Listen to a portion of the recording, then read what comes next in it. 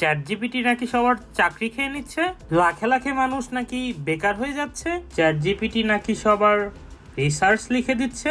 কিন্তু এইগুলো তো সব পুরান কথা। তাই আমি আজকে আপনাদেরকে ভিন্ন কিছু বলবো। এই যেমন ধরেন চ্যাট জিপিটিকে আপনি কিভাবে নিজের কথায় নাচাইতে পারবেন, চাকরি যাওয়ার বদলে আপনি কিভাবে প্রোডাক্টিভ এমপ্লয়ি হতে পারবেন। Hello everybody, so good evening from Bangkok. আজকে আমরা আসলে কিছু শপিং করার জন্য বের হয়েছি। আসলে আমরা লাস্ট 3 মাস হলো শপিং করতেছি, বেসিক্যালি ইবিসি ট্র্যাকিংয়ের জন্য। তাও এখনও করে শেষ করতে পারতেছি না, সব কিছু আস্তে আস্তে কিনতেছি। তো ভাবলাম যে যেতে যেতে আপনাদের সাথে র্যান্ডম কিছু কথা বলি, কিছু টপিক নিয়ে, এই যেমন ধরেন এআই বা আর্টিফিশিয়াল ইন্টেলিজেন্স। তো আমি আগেই বলে নিচ্ছি যে আমি এখন আপনাদেরকে যা কিছু বলবো এগুলা কোনো ফ্যাক্ট না, এগুলো কমপ্লিটলি আমার পার্সোনাল এক্সপিরিয়েন্স এবং আমার থিঙ্কিং থেকে বের করা। আর যেহেতু আমি রিসার্চ ফিল্ডে আছি, তাই আমি হয়তো বা সবগুলো কথা রিসার্চ ফিল্ডের উদাহরণ টেনে টেনে বলবো, কিন্তু যারা বুঝদার পাবলিক তারা ঠিকই আমার কথাগুলো তাদের পার্সোনাল লাইফে কনভার্ট করে ইউজ করতে পারবেন। আমি জানি, আমি নিজেও কিন্তু একজন চ্যাট জিপিটি ইউজার, কারণ আমার পিআই আমাকে বলছে যে চ্যাট জিপিটি ইউজ করে লিটারেচার স্টাডি করার জন্য। এটার পিছনে যথেষ্ট কারণ আছে। এই যেমন ধরেন আগে অনেক কষ্ট করে পেপার পড়তাম এবং পড়ার শেষে গিয়ে বুঝতে পারতাম যে এটা আসলে আমার কাজের সাথে রিলেভেন্ট কিছু না, তো মাঝখান থেকে শুধু সময়গুলো নষ্ট। তো এখন আমি কি করি, আগে আমি চ্যাট জিপিটিকে দিয়ে পেপারগুলো পড়াই, তারপর যখন দেখি যে না এই টপিকটা ইন্টারেস্টিং, তখন আমি সেটা নিজে স্টাডি করি, কারণ চ্যাট জিপিটি ইনডেপথ অ্যানালাইসিস বা ক্রিটিক্যাল স্টাডি করতে পারে না। আর এইভাবে কিন্তু আমি খুবই অল্প সময়ে অনেকগুলো পেপার একসাথে পড়ে ফেলতে পারি। আর আসলে রিসার্চারদের জন্য এটা খুবই ইউজফুল একটা টুল, কারণ আজ থেকে 20-30 বছর আগে যে পরিমাণে পেপার পাবলিকেশন ছিল সেটা কিন্তু এখন এক্সপোনেনশিয়ালি অনেক বেড়ে গেছে। আর আসলে এত পাবলিকেশন আপনার পক্ষে পড়াও কিন্তু সম্ভব না, তাই আপনি এরকম ছোটোখাটো ট্রিক্স খাটিয়ে আপনার টাইমও সেভ করতে পারেন এবং এই সময়টা নিজের ক্রিটিক্যাল থিঙ্কিং অ্যাবিলিটিকে বুস্ট করার পিছনে কিন্তু ব্যয় করতে পারেন। তো আজকে আমি বেসিক্যালি আপনাদেরকে 2টা এক্সাম্পল স্টোরি বলবো। তো আজকে ফার্স্ট এক্সাম্পল হলো একজন পিএইচডি স্টুডেন্টের গল্প, যে কিনা তার রিসার্চ প্রপোজাল লিখতেছিল, কিন্তু তার মাথায় কোনো আইডিয়া আসতেছিল না। সে দেখতেছিল যে সে যেটা নিয়ে চিন্তা করতেছে তার আগেই কেউ না কেউ সেই কাজ কিন্তু করে ফেলছে। তো একটা পর্যায়ে গিয়ে সে তো পুরো হতাশ। তো সে এই ঘটনাটা তার পিআই এর সাথে শেয়ার করে। তো তার পিআই তখন তাকে এরকম একটা সাজেশন দেয় যে দেখো, অ্যাকচুয়ালি ইউ রিড আ লট, তুমি কিছুদিন পড়াশোনা কম করে করে তুমি একটা কাজ করো, তুমি একটু ক্রিয়েটিভ থিঙ্কিংয়ে একটু মনোযোগী হও, একটু কিছু নোভেল পড়ো, নিজেকে একটু টাইম দাও, তারপরে তুমি তোমার কাজে ব্যাক করে তুমি তোমার আইডিয়াটা নিয়ে চিন্তা করতে থাকো। এবং সেই স্টুডেন্টটা সেই কাজটাই করেছিল এবং পরবর্তীতে সে অনেক বড় একজন বিজ্ঞানী হতে পেরেছিল। মানে আসলে ওই স্টুডেন্টের পিআই তাকে আউট অফ বক্স থিঙ্কিং এর প্র্যাকটিস করতে বলেছিল। আসলে গবেষণায় লিটারেচার স্টাডি করা খুবই গুরুত্বপূর্ণ একটা বিষয়, কারণ এর মাধ্যমে আপনি বুঝতে পারবেন যে কি কি স্টাডি হয়েছে, কি কি গ্যাপ আছে।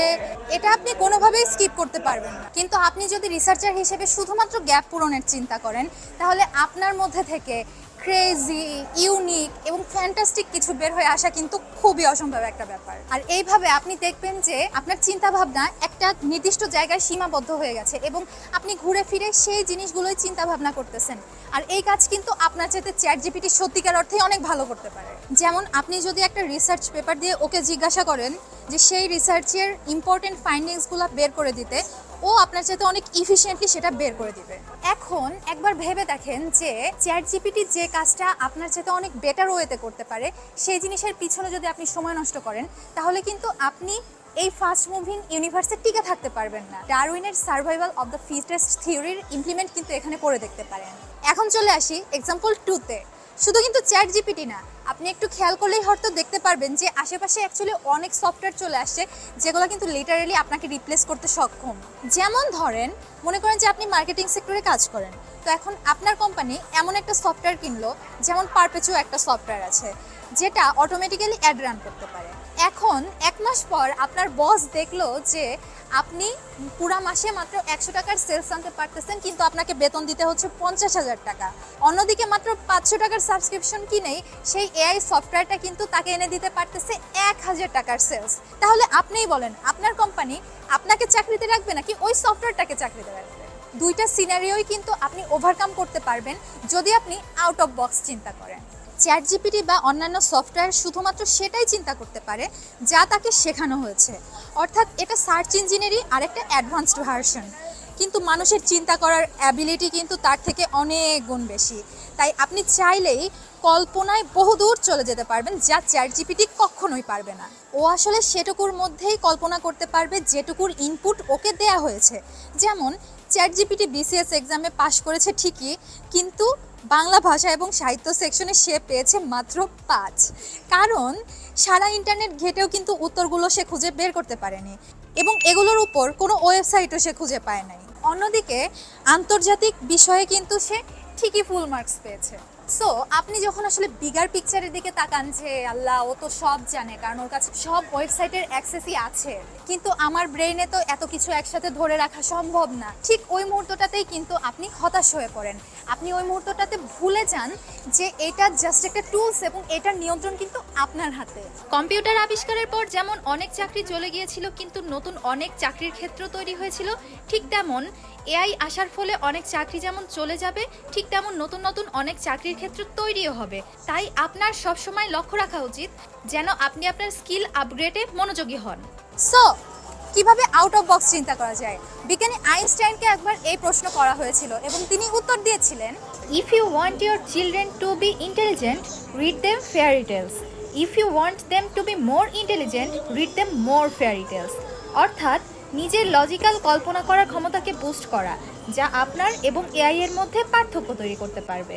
টু মি জীবন সম্পর্কে আমার একটা অবজারভেশন আছে, আর সেটা হলো আপনি যদি শান্ত চোখে যদি প্রকৃতির দিকে তাকান তাহলে অনেক কিছুর আইডিয়া আপনি নিজে নিজেই পেয়ে যাবেন। পৃথিবীর ছোট ছোট থেকে শুরু করে বড় বড় অনেক বিষয় কিন্তু একটা সিঙ্গেল রুলস ফলো করেই চলে। যুগান্তকারী সব আবিষ্কারের আইডিয়াগুলো কিন্তু প্রকৃতির বিভিন্ন রুলসের উপর ডিপেন্ড করেই এসেছে। আপনার দেহের ইমিউন সিস্টেম থেকে শুরু করে একটা দেশের প্রতিরক্ষা ব্যবস্থা, পাখির ওড়া থেকে শুরু করে উড়োজাহাজ আবিষ্কার, ইমাজিনেশন আর ফ্যাক্টস থেকে সে দুইটাকে একসাথে যুক্ত করে ব্লকবাস্টার সব মুভিজ, সব আসলে একই সুতোয় গাঁথা। আপনাকে শুধু সব কিছু একটু ক্রিটিক্যালি থিঙ্ক করতে হবে। আমি পার্সোনালি যেটা করি, আমি কোনো কাজ করার আগে 80% সময় ব্যয় করি সেই কাজটা প্ল্যানিং করার পিছনে এবং সেই কাজের কনসিকুয়েন্সেসগুলো ইমাজিন করার পিছনে, এবং বাকি 20% সময় আমি ব্যয় করি কাজটা সম্পূর্ণ শেষ করার পিছনে। এবং আমি দেখি যে এর মাধ্যমে আমি কিন্তু একটা কাজ অনেক ইউনিক উপায়ে শেষ করতে পারি। এই ট্রিক্সটা আমার ক্ষেত্রে কিন্তু খুবই ভালো কাজে দেয়, আর আপনারাও এই ট্রিক্সটা ট্রাই করে দেখতে পারেন। মানুষের ব্রেন আর সাইকোলজি খুবই কমপ্লেক্স আর অদ্ভুত বিষয়। ChatGPT কিন্তু সেখানে খুবই সাধারণ একটা টুলস। তো আজ জ্ঞান দেওয়া এখানে স্টপ করে দিচ্ছি। ভিডিওটি যদি ভালো লেগে থাকে তাহলে বেশি বেশি শেয়ার করে দিয়েন প্লিজ। তো দেখা হচ্ছে পরবর্তী ভিডিওতে। Till then, good by.